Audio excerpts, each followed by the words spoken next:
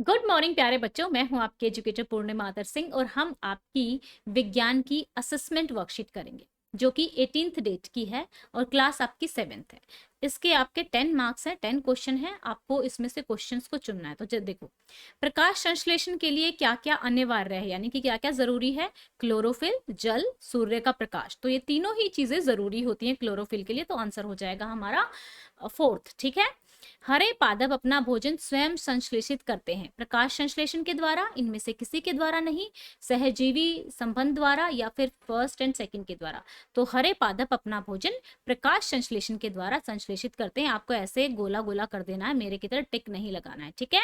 निम्न में से प्रजीवी बताइए। प्रजीवी कौन है? इनमें प्रजीवी है अमर बेल, जो होती है प्रजीवी होती है, वो पौधे के ऊपर येलो येलो कलर की चढ़ी हुई होती है, पूरा बिखर लेती है। ठीक है।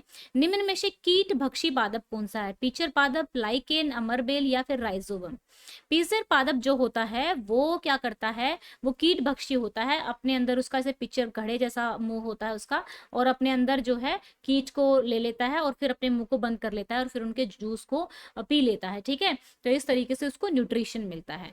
पत्ती की सतह पर उपस्थित सूक्ष्म रंध्र को क्या कहते हैं? जो पत्तियों पे छोटे छोटे छिद्र होते हैं नीचे वाली पोर्शन पे, ठीक है, तो उनको क्या कहा जाता है? उनको रंध्र कहा जाता है, कोशिका झिल्ली कहा जाता है, कोशिका द्रव्य कहा जाता है, या क्लोरोफिल कहा जाता है। उनको रंध्र कहा जाता है, सूक्ष्म रंध्र कहा जाता है। ठीक है। तो सभी जीवों के लिए ऊर्जा का मुख्य स्रोत क्या है? सभी जीवों के लिए ऊर्जा मिलती है सूर्य से। ठीक है। तो सूर्य से हमें ऊर्जा मिलती है। अब चलते हैं, मशरूम में पोषण की विधि क्या है?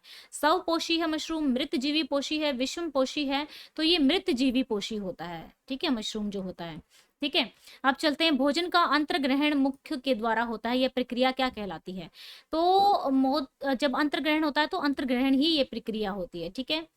जटिल खाद्य पदार्थों का सरल खाद्य पदार्थों में टूट जाना या चेंज हो जाना विखंडन कहलाता है। इस प्रक्रिया को क्या कहते हैं? इस प्रक्रिया को हम क्या कहते हैं? पाचन कहते हैं। ठीक है, पाचन कहते हैं। ये आंसर हो जाएगा। डैश पाचक रस स्रावित करता है। यकृत जो होता है, हमारा जो लीवर होता है, उसको हिंदी में यकृत कहते हैं। लीवर जो है बाइल जूस छोड़ता है।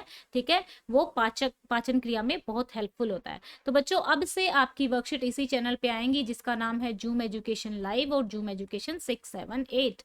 ठीक है, ताकि आप लोगों को आपकी वर्कशीट आसानी से मिलती रहे। बहुत ज्यादा वर्कशीट होने की वजह से 2 चैनल्स पे हमें करना पड़ रहा है, क्योंकि आप लोगों को आपकी वीडियो के नोटिफिकेशन नहीं पहुंच पाते हैं। एंड यूट्यूब सिर्फ 3 ही नोटिफिकेशन भेजता है, वो भी किसी 3 वीडियो के। तो वहां पे 9 10th के चले जाते हैं तो आप तक नहीं पहुंच पाते हैं। तो इसीलिए 6 7 8 के तीनों की क्लासेस के नोटिफिकेशन जाएंगे, तो आप लोगों के लिए ईजी रहेगा। ठीक है बच्चों, तो चलो, अब ये हो गई आपकी worksheet assessment. Thank you, have a nice day, may God bless you.